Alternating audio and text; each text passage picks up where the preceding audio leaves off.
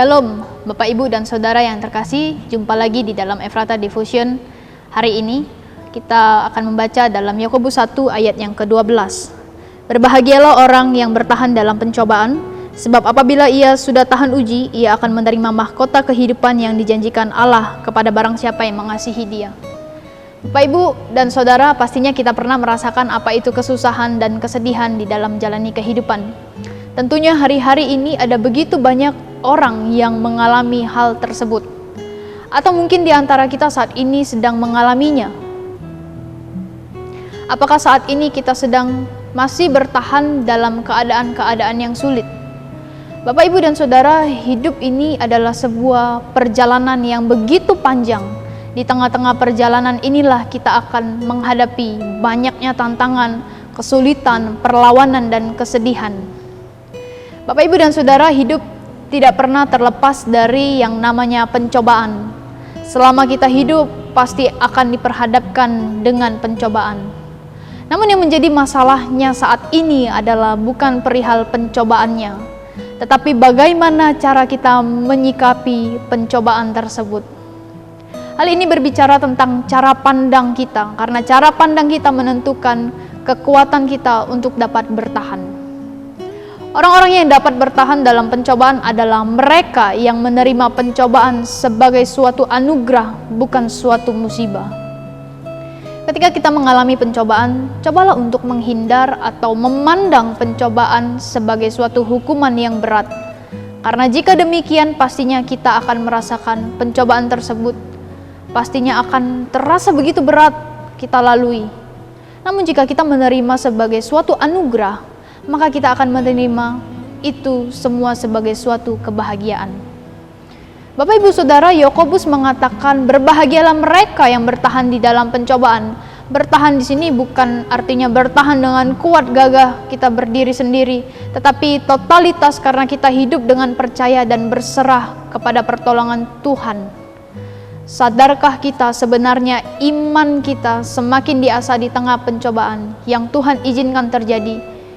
Jika hidup kita senang-senang saja, iman yang bagaimana yang kita miliki?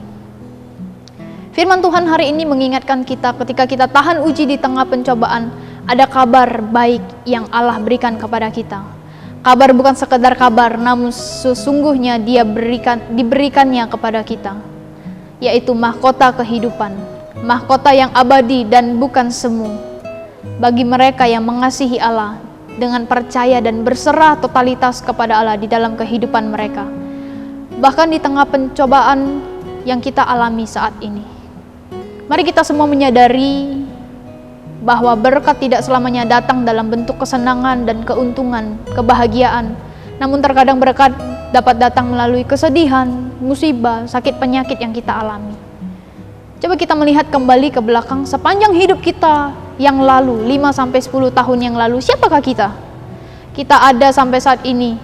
Siapakah yang paling berjasa di dalam kehidupan kita? Sadar atau tidak sadar, hidup kita lebih banyak dibentuk melalui ujian, kesukaran, tekanan, duka cita, dan penderitaan.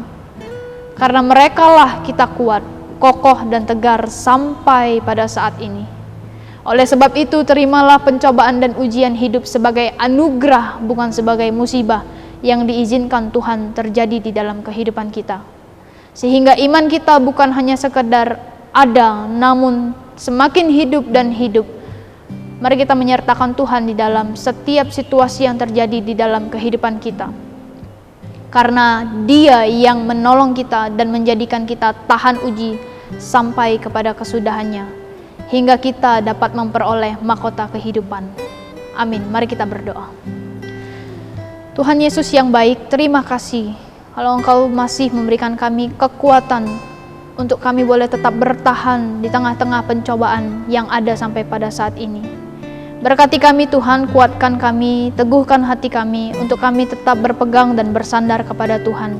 Karena Engkau adalah Allah yang senantiasa dapat memberi kekuatan di dalam menjalani hari demi hari.